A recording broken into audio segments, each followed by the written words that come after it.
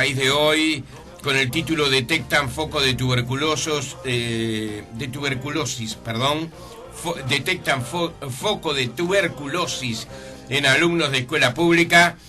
La portada del País nos expresa que el Consejo de Educación Primaria fue informado ayer de urgencia sobre la aparición de este foco en una escuela pública en Punta de Rieles, una enfermedad que en los últimos años crece de forma lenta pero progresiva en Uruguay.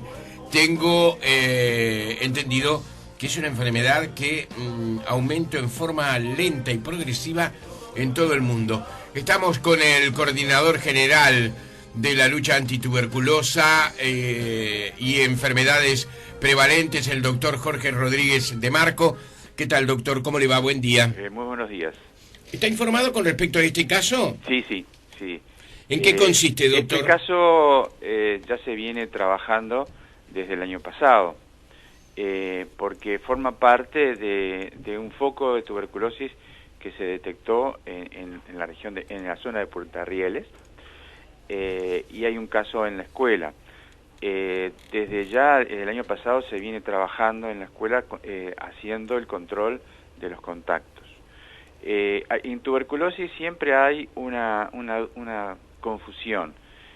Una cosa es el enfermo y otra cosa son las personas que están infectadas, que son cosas diferentes. Ajá. Una cosa es que la persona esté enferma y por lo tanto puede transmitir la enfermedad, y otra cosa es las personas que están infectadas pero que no pueden transmitir la enfermedad y que no están enfermas. Ajá. Entonces generalmente cuando se habla de foco se piensa que todas esas personas que están infectadas están enfermas, lo cual no es así, porque tendría una significación y una repercusión sanitaria bastante diferente. Hasta ahora lo que se ha detectado es una persona, un niño enfermo, y en el curso, digamos en el protocolo de control que Lucha Antituberculosa tiene para el estudio en esas circunstancias, hemos encontrado que, por supuesto, han habido niños que se han infectado, pero ninguno de ellos ha enfermado. Y a esos niños, además, que se infectan pero que no enferman, se les hace un tratamiento preventivo de manera de evitar que pasen de ser infectados a desarrollar la enfermedad activa. Sí. Doctor, y entonces, cuando uno habla de una persona, le entendí la diferencia, ¿verdad?, entre el enfermo y el infectado. Es como el caso del portador del virus del SIDA, por ejemplo, y el enfermo de SIDA. Aproximadamente. Tal vez no sea ¿Sabe lo que afortunada. pasa? La diferencia grande, ¿cuál es? Que el portador de SIDA Contagia.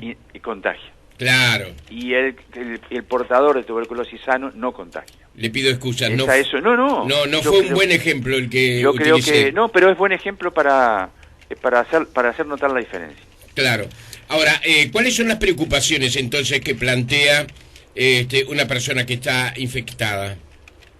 La preocupación de una persona que está infectada es que puede enfermar. Ajá. Y de esa manera hay que actuar para realizar nosotros llamamos quimioprofilaxis. En realidad es un tratamiento preventivo de la infección, no de la enfermedad. Uh-huh. De esa manera se evita en un alto porcentaje esa posibilidad de que un infectado pase a estar enfermo. Sí. ¿Hay, según la experiencia, algún estudio que marque, por ejemplo, el porcentaje de infectados que luego se convierten en enfermos? Sí, por supuesto. ¿Ah, sí? La enorme mayoría de las personas que infectan no enferman. La enorme mayoría. A ver, un ejemplo le va a quedar bien claro. En el mundo, 1/3 de la población mundial está infectada por el bacilo de tuberculosis. Quiere decir que hoy somos cerca de 7.000 millones de personas, más de 2.000 millones de personas están infectadas por el bacilo. Eso no significa que haya más de 2.000 millones de enfermos en el mundo. Claro. ¿Verdad? Digamos que la infección tuberculosa nosotros la podríamos comparar como un iceberg. Por debajo de la superficie del mar tenemos las personas que están infectadas. Por encima de la superficie del mar tenemos una pequeña roca que emerge de las profundidades, y esos son los enfermos. De manera que hay una gran masa, una gran población que está infectada, pero solo de esa población hay una pequeña parte de personas que van a enfermar. Doctora, hace algún tiempo, ya en el siglo pasado, es tremendo hablar en estas condiciones, ¿no? Sí. En el siglo pasado, prácticamente todos, por lo menos desde el punto de vista psicológicamente, Sí. dábamos a la tuberculosis como derrotada.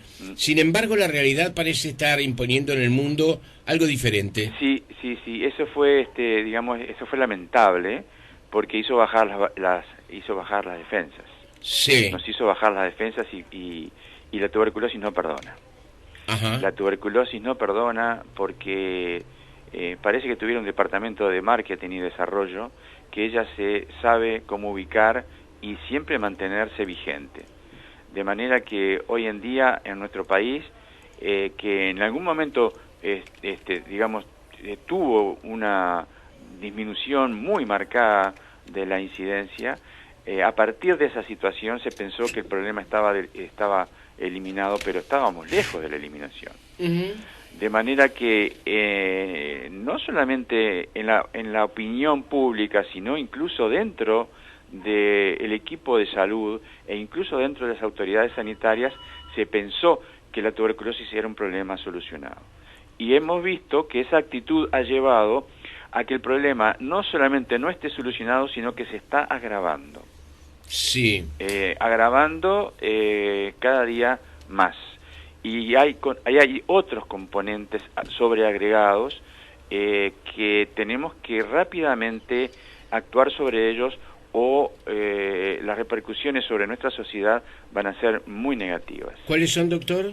Por ejemplo, la aparición de algunos grupos socioeconómico-culturales en los cuales es difícil acceder primero al diagnóstico, segundo a la adherencia al tratamiento.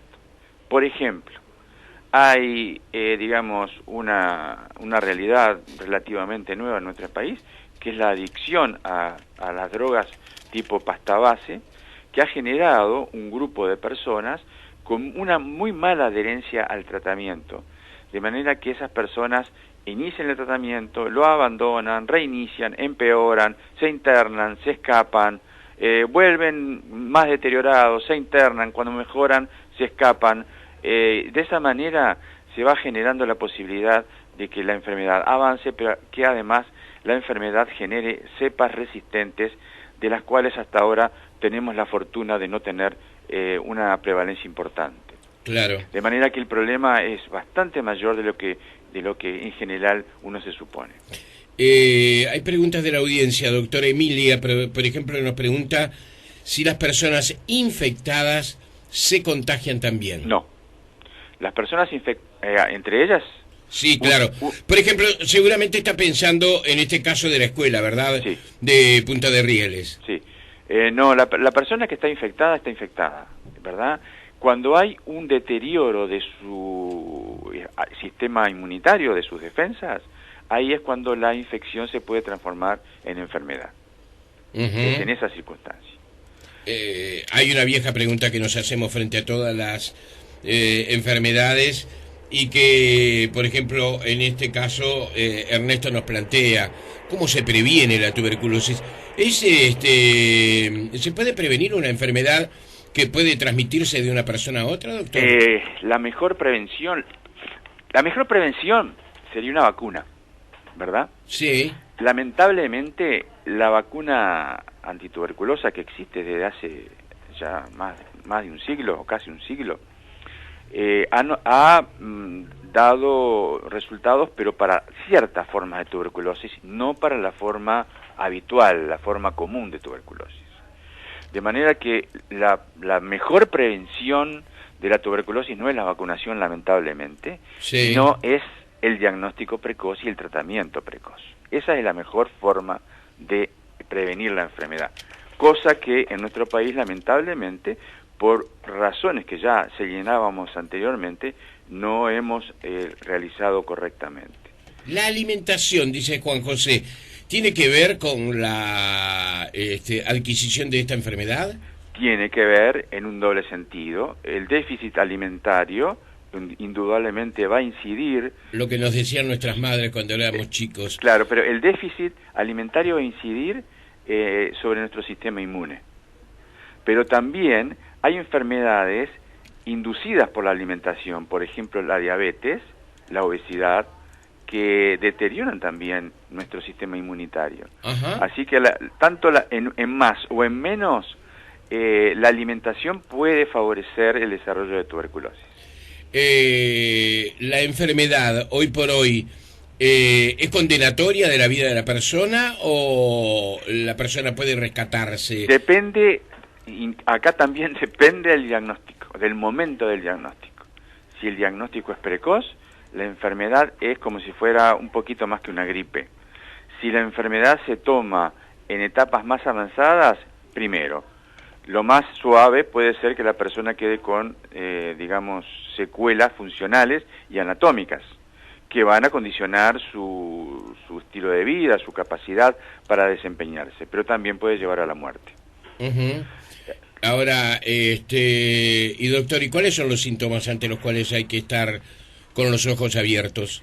Los síntomas más importantes en su localización más importante es que la pulmonar, ¿verdad? Sí. Porque acá estamos hablando fundamentalmente de tuberculosis pulmonar. Es la tos y la expectoración por tiempo prolongado. Nosotros hemos definido operativamente tos y expectoración por más de 2 semanas.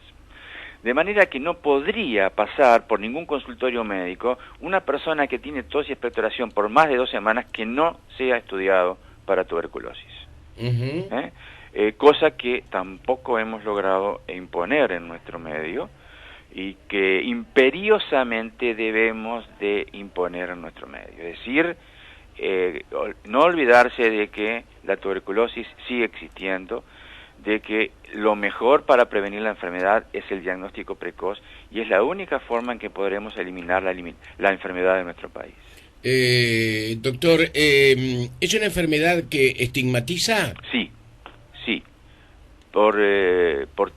Desde hace muchos años se piensa que porque estamos tan avanzados, eso ya no ocurre, pero de todas maneras sigue siendo una enfermedad estigmatizante.